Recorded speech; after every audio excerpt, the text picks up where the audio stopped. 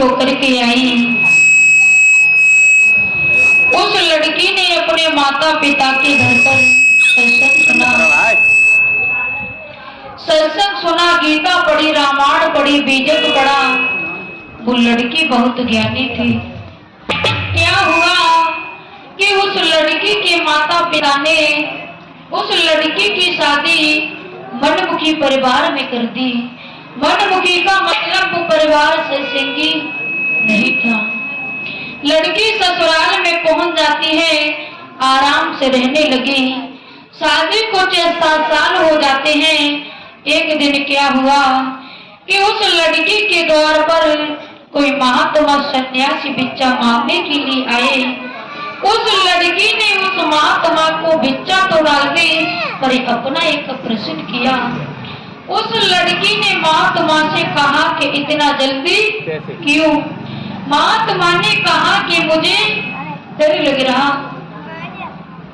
महात्मा जी भिक्षा लेकर के उस लड़की के घर पर थोड़ी देर और ठहर जाते हैं, अपनी बात छेड़ देते हैं। कहने लगे कि बताओ बेटा, आपकी उम्र कितनी है?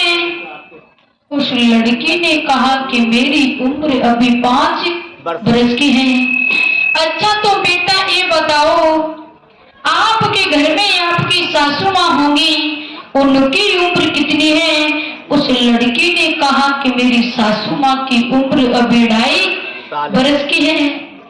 उस लड़की का ससुर कहीं से सुन रहा, सोच रहे कि कम से कम 20-22 बरस की एज है, उम्र है। अपनी उम्र 5 बरस की बता रही है और सासू माँ की उम्र तो 2.5 बरस की बता रही है। झूठ की भी कोई सीमा होती है। महात्मा जी तीसरा प्रश्न करते हैं, कहते हैं कि बेटा आपके घर में जो आपके पति देव हैं, उनकी उम्र कितनी है? उस लड़की ने कहा कि मेरे पति की उम्र अभी 1 बरस की है। अच्छा तो बेटा ये बताओ, आपके घर में आपके ससुर साहब होंगे, उनकी उम्र कितनी है? उस लड़की ने कहा कि मेरे ससुर साहब का तो अभी जन्म ही नहीं हुआ है।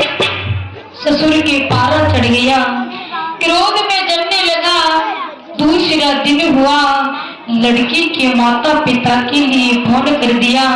लड़की के माता पिता को बुलवा लिया, इधर से सभी लोगों को इकट्ठा किया। कहीं अपने बीच गांव में पंचायत रख देता है, उस पंचायत में खुद खड़ा हो जाता है और अपनी बहू को खड़ा कर देता है। कहने लगा कि उस दिन वो महात्मा, वो सन्यासी भिक्षा मांगने के लिए आए, तुम उस महात्मा से क्या बात कर रही? या तो उन सवालों का जवाब तुम दे दो, नहीं मुझे देना पड़ेगा। उस लड़की ने कहा कि चलो कोई बात नहीं, मैं ही कह देती हूँ।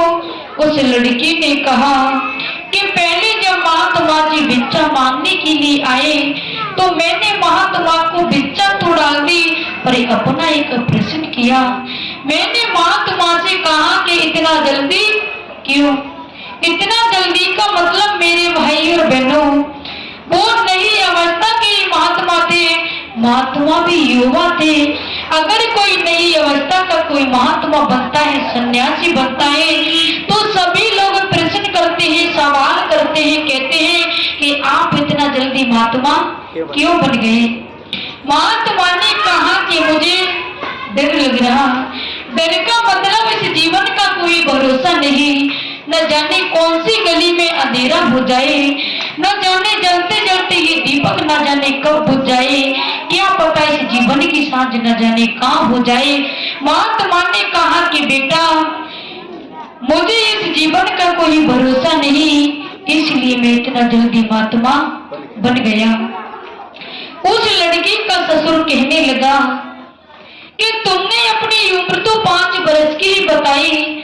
उस लड़की ने कहा कि जब से मैं अपने माता पिता के घर पर थी, जब से मैंने गुरु से दीक्षा ली, उपदेश लिया है, कंठी लिए, जब से मुझे अभी 5 बरस हुआ है, अभी मेरा नया जन्म हुआ है।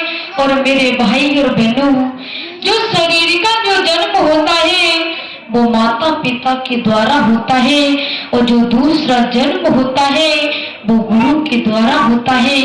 उस लड़की का ससुर कहने लगा कि तुमने अपनी सासू माँ की उम्र तो 2.5 वर्ष की बताई। उस लड़की ने कहा कि जिस दिन से मैं इस घर में आई हूँ, इस सत्संग से मैंने अपनी सासू माँ को जोड़ा है।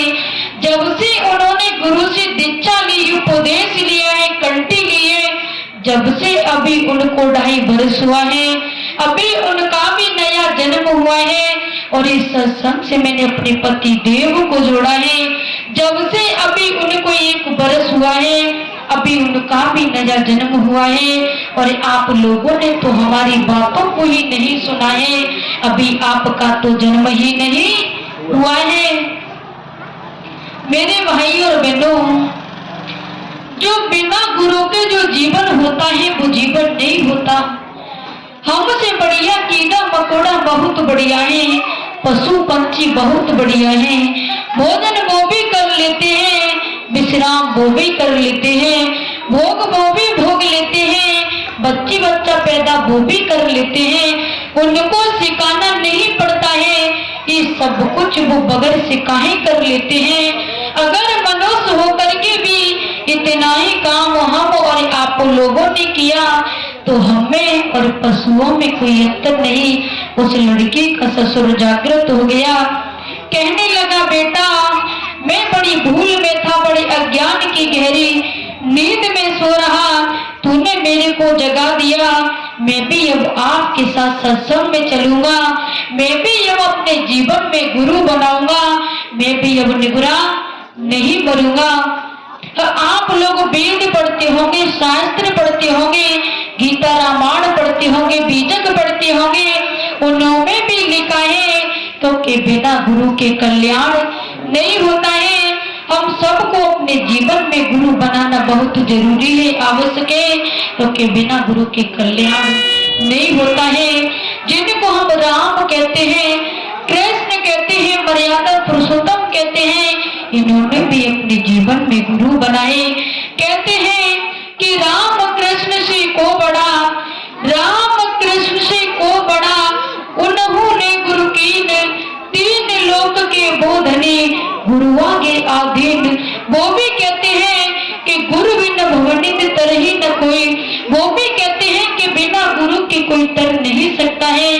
तो मेरे भाई और बहनों, हम सभी सत्संग में आए और अपने जीवन में हम सबको गुरु बनाना बहुत जरूरी है, आवश्यक है, क्योंकि बिना गुरु के कल्याण नहीं होता है। जी हमें ऐसा सुंदर समय मिला है, अनमोल समय मिला है, ऐसे समय को हमें नहीं चूकना चाहिए। तो एक भजन निवेदन करूंगा। उस लड़की का ससुर जागृत हो गया, वो लड़की क्या कहने लगी, हेलो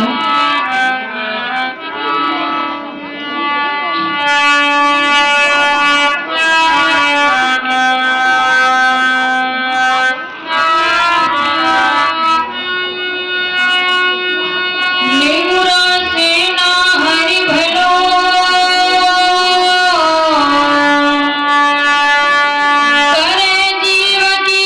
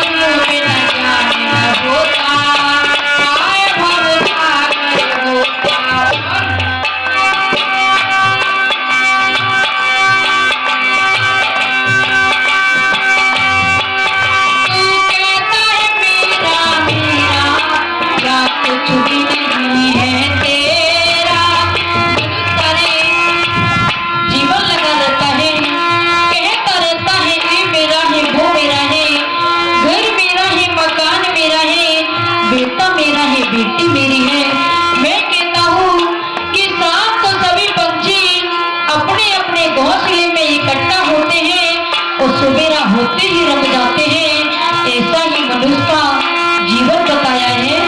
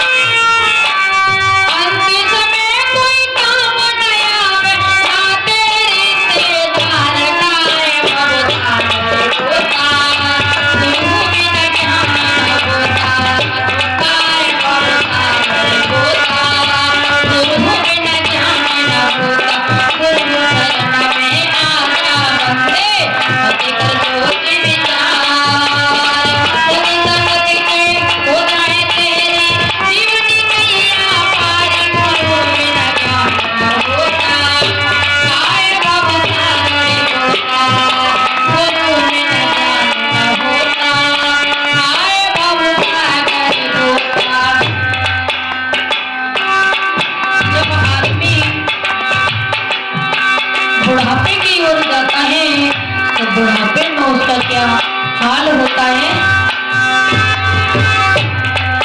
तेरी हालत बढ़ जाए तन की, काया की उड़ जाए नाली। जो जवानी में जो चेहरा चमक मारता है, लाइट मारता है, वो बुढ़ापे में नहीं रहता है। शरीर की खाल सुबड़ जाती है, चाम सूख जाता है, हड्डी मांस को छोड़ देती है। बुढ़ापे में इंद्रियां अपना अपना काम करना बंद कर देती है। बुढ़ापे में बूढ़े माता पिता को बेटा और बेटी भी धक्का मार करके घर से निकाल देते हैं। तो क्या कहा आगे? तेरी हालत बढ़ जाए तन की, काया की उड़ जाए नाली। वो सब लोग ऐसे नारी, बेटावे दुनिया सारी। वो ऐसे नारी, बेटावे दुनिया सारी। मोटे सहारा लेकर लकड़ी, आदमी बुढ़ापे में लकड़ी का सहारा लेता है और बार बार उठता है और बार बार गिरता है। मोटे सहारा लेकर लकड़ी, हर गिरता है बारंबार। बुढ़ापा देखकर रोता, आए बुढ़ा करे रोता। बुढ़ापा देखकर रोता, आए बुढ़ा करे रोता। शरण में आजा बंदे, मत कर सोच विचार। सती संगति से हो जाए तेरी, जीवनी नैया पारी। गुरु में न जाना होता, आए बुढ़ा करे रोता। गुरु में न जाना होता, आए बुढ़ा करे रोता। लाइट की पंक्ति में कितना बढ़िया गाए।